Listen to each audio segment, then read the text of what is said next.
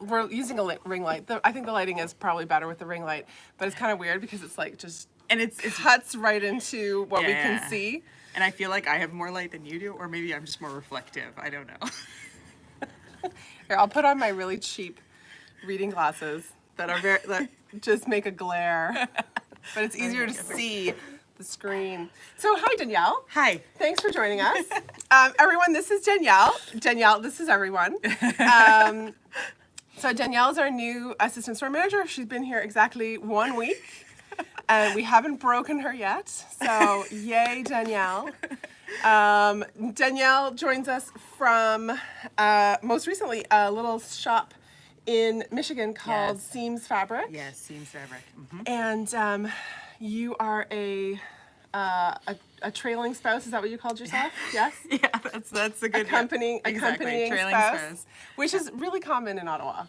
Super duper common. So, so her husband's doing postgraduate work. Yeah. So you are here, and we'll just hang on to you as long as we can have you for. So maybe he'll love it here and never leave. You know, I keep wondering where we end up next, and I get into these communities, I start building them, and I'm like, no, can we just stay, please? I've found people that I like. Yes. Well, hopefully he finds what he's looking for here too.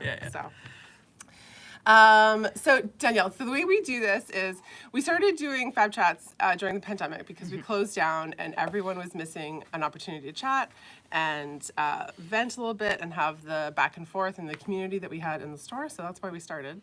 And we just we chat a little bit and we talk about what's new in the store, and sometimes there's more bitching than there is talking about fabric, but that's okay. We're very pro tangent on Fab Chats, and sometimes people will join us and comment. We're not getting we're not having as many live watchers on YouTube as we used to have on Instagram, but we're getting more after. Well, people viewing after, which is better ultimately for everyone else. So, but yeah, if anybody has any questions, just pop them in the comments. We'll either see them now or we'll answer them later. Why don't you tell us a little bit about yourself? What kind of sewing do you do? You do a lot of your own clothes. I love the pants. I garment sewing. This is Concord t-shirt, and I'm wearing a pair of Pietra or Petra. I don't know how to pronounce it. Okay, pants. And I love sewing my own clothes. I've done exactly 1.5 quilts. Cool. I say a half because the first one was questionable. That's fine. And I started knitting as well when I was working at Seams, so fun. That's new. But so sewing garments mostly. And how did you come to that? Did you learn when you were a kid, like in home ec class, or did your mom teach you, your grandma teach you, self-taught? My grandma sort of taught me. So my grandma was the one that sewed, but she sewed quilts a lot, not very many garments. And I just was obsessed with making things, I think, in general. And so I tried to make up clothes. And I remember trying to make my first pair of pants. And I literally was like, these are how legs are shaped. And then I was like, wait, why doesn't this fit on my body? Anyway, so I did. I think I was 8 to 10 at that time when I was doing that. So I was really young. I started just making things up. And I actually, and then I made my own grad dress. Brave. But it's when I look back, I had very little sewing experience. I'm actually finishing things. But I was like, I can do this. This is fine. And I did, and I made it, and it was actually pretty good. Love it. And it looked nice enough anyway. Love it. And I did it in 2 days. Awesome. And that's very classic of me anyway. Awesome. But so right from the beginning, I just like making things. I have a Bachelor of Fine Arts, so I'm a creative sort. But it was there was a lot of self-teaching. And then I finally got to Seams, and they were like, oh, this is why you cut on the grain. And I was like, I thought, that just seems so wasteful of fabric. And I was like, anyways. So that is, I got a lot of more professional sewing tips and stuff when I finally started working at Seams and discovering independent patterns. Yes. I tried to, as growing up and growing in my sewing abilities, I tried to use some of the Berta Vogues and stuff, and I could never quite get a handle on using those. But then the independent ones, and I remember Closet Core, the Morgan jeans.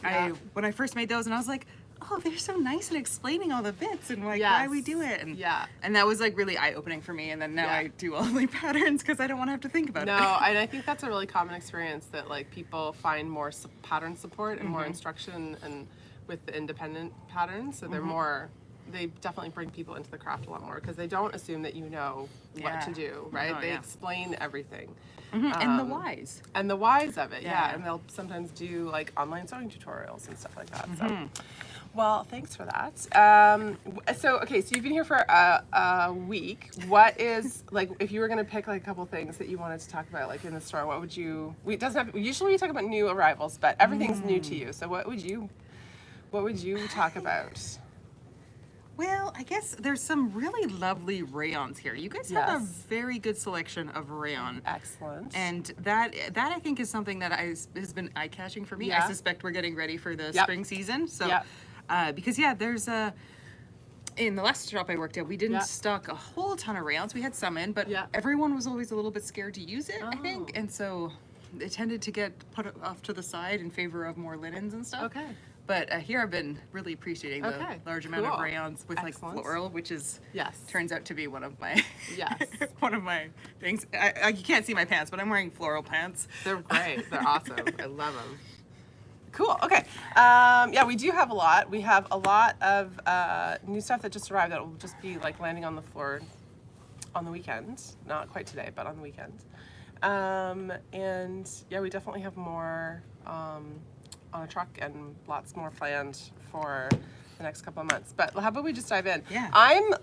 So we just got in a shipment from a new yarn company called Blue Sky. Blue Sky, that's them right there. And we got this. This is their worsted weight yarn. It's called Wool Stock, and it is a non-superwash Peruvian Highlands Merino. It is so soft and not scratchy. No, that's good. It is really super nice, and it comes in these 150 gram skeins, and then the smaller ones are sort of a more normal 50 gram skein. This one is, I want to say, this one is 123 yards for $17.99. Oh, that's a good price. It is a very good price, and this one is 370 yards for $42.99. Yeah. So you could make a quilt. You could make a sweater with like 3 of these. Yeah. Well. Yeah. Because that's like a triple of this, right? Yeah. Yeah. No, that's pretty good. Yeah, it's really great. So we have 6 colors of each right now, and I tried to choose some that were like the smaller skeins would complement with the larger skeins. But if really these do nice. well, we'll bring in the rest of the colors from both of these yarns. Yeah. And then we have another yarn from them coming next month that is, I want to say it's alpaca and silk. Ooh, I think. I forget. Fancy. It's like a really drapey, silky. And this is nice because it's like, it's so, because superwash kind of has that like slippery feel sometimes. Yeah, and so not everyone likes it. No, exactly. And people are very like polarized on superwash. Some people think that it's like fake yarn. It's like not real wool. Like that superwash basically turns wool into not wool. Because superwash will take away a lot of the sort of loftiness and some of the like insulating properties of yarn. But what it does is that, so yarn has little barbs, sort of like little Velcro hooks on it, and as it agitates, all of those hooks hook together, and that's how felt is made, right? The superwashing process strips those, or most of those hooks off of the yarn, and that's what makes it smoother and less scratchy. But it also stops it from being like lofty and holding air and from grabbing insulating itself in any way, so that it slips really past itself. Exactly. So so often, like if you're making a sweater with superwash, sometimes it'll like grow a lot more than you anticipate it. But I mean, and then you have to shrink it up. And then you have to shrink it. But I mean, superwash is great for kids and smaller projects, that sort of thing. I love it. I love it. Yeah, it's great. But we also got some kits from them. So this one is called the Lexington Cowl, and it is a fingering weight yarn that is baby alpaca and silk. Ooh, so it's 4 colors. of Here, let's this get a- baby alpaca and silk. I don't know if that focuses or not. And it is so incredibly soft. It is beautiful. Yeah. It's really gorgeous. That's, And beginner friendly, I think. Intermediate friendly, I forget. Advanced beginner. So, yeah. advanced beginner. It's like a seed stitch or a linen stitch or something like that. Yeah, that's pretty straightforward. Yeah. And then there's also this kit, which is, this is the Bainbridge hat and cowl. So you have enough yarn in here to do both of these projects. And the hat can be like a hat like this, or they also suggest blocking it over a plate. So it turns into more of like a beret or a tam shape. They call this a tam, but I think in Canada we would call it a beret if it had that, that shape to it. So there's that. And then this one is very beginner friendly. This one is the Hillsdale hat kit. And so there's a skein of each of the colors in there, which is actually enough to make 2 hats with like alternating color. So you can make a blue hat with gray design or a gray hat with blue design. And you said that one's beginner, right? This one's a beginner friendly, yeah. And it looks like a nice way to start doing color work too. If Exactly. You've never done color work, yeah, exactly. And it is a,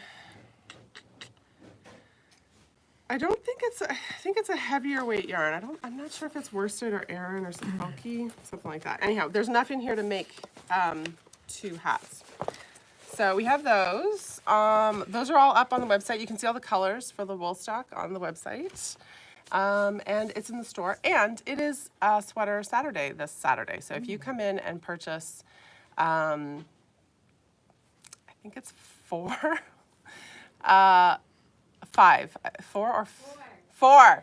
4, thank you, Michelle. 4 skeins of yarn. You get 15% off if I remember correctly. Oh, excellent. I need to remind myself of these details. I feel like I heard 15%. I think it's before, 15%. So that seems right. So 4 or more. And it doesn't have to be the same skein of color. It can just be any 4 skeins of yarn. Nice. And you get 15% off, including things like Madeline Tosh that we're not allowed to like discount in a sale online and that sort of thing. So,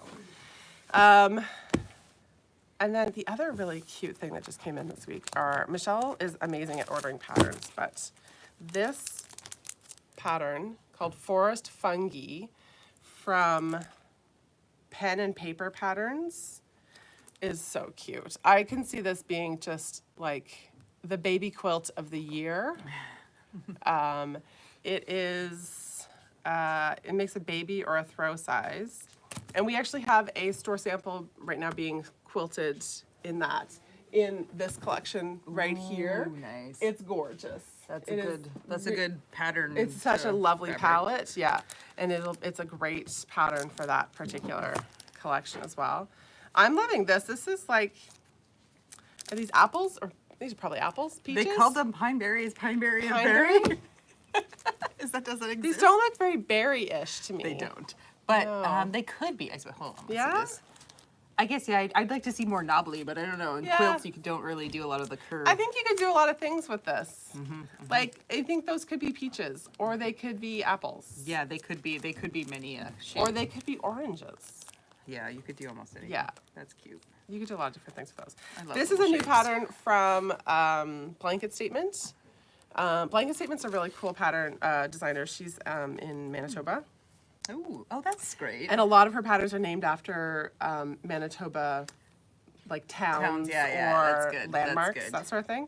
And her patterns are all really beginner friendly, very fat quarter friendly. And I love how there's this little sort of chevron that goes around the pattern. It almost, if you're looking at the block, it almost looks like a mistake. If you're just looking at the one block, it looks like a mistake right there. But it's actually a design feature with this chevron that goes around. That's nice. I think that's cool. It's like negative space, making use of that negative Exactly, yeah. And this is like a log cabin, just a a real traditional sort of fun sort of thing. But I like that it's got the stars and then the half log cabin around it. That's some nice. It would keep it not boring from sewing it all together. And here's another, just a classic stars one. This one would be good for like scraps and things like that. Oh yeah. Yeah, because you could do all sorts of, like if you're making a if you want to make like a memory quilt out of like men's shirts, this would be a really great option because the background could be all of the shirts, and then the star in the middle could be something that would just like pull it all together. Like you can do the black here or white or whatever. This one I love. That's just like you really play with the color on this one. They've got some other examples on the back, and it just changes the whole look of the whole pattern. This one is also super duper fat quarter friendly. So if you were here last week and you got fat quarters in our fat quarter frenzy, the large throw size of this requires 32 fat quarters. Oh, nice. Yeah. That's good. That's good. Exactly. So, oh, and then plus some extras for the half square triangle border. Oh, there's a border all the way around. Nice. Yeah, that's a great pattern. That would also be a good scrappy one. Yes, a very good scrappy one. Because it's like so many small, Yeah. And speaking of fat quarters, we just got in a bunch of fat quarters from Anna Maria Horner.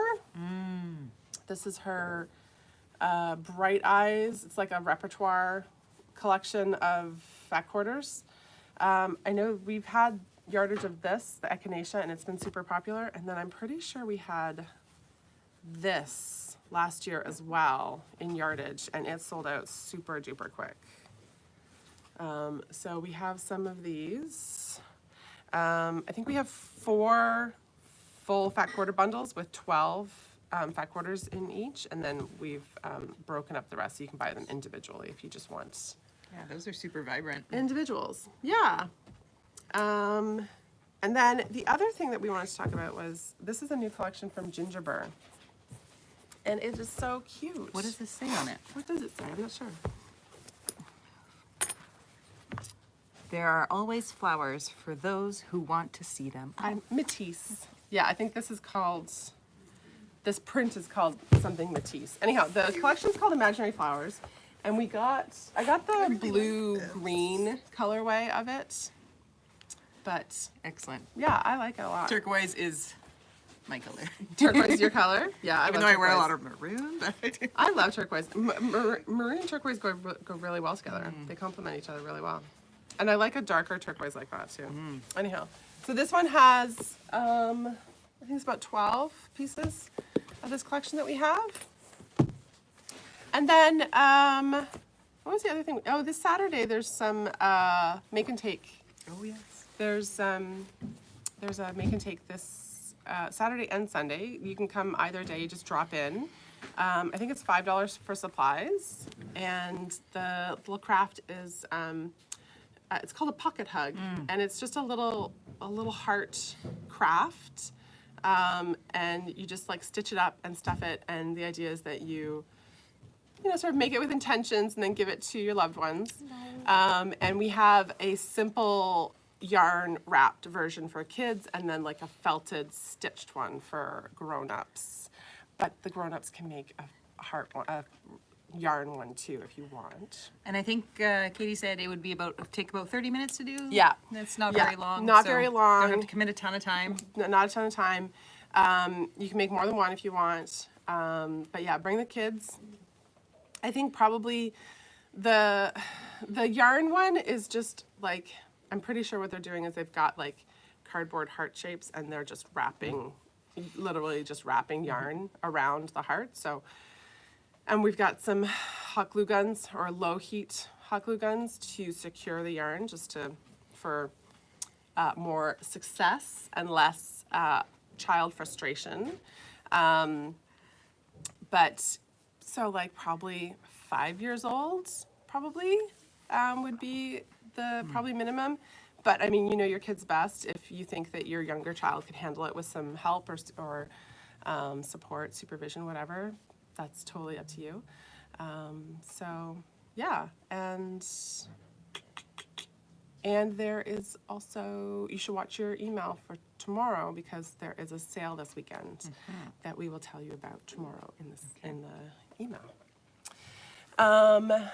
And I think that is it. I don't see any questions. No one has made a comment, but it's it's great that you were able to join me today. Michelle was supposed to be here, but she has lost her voice.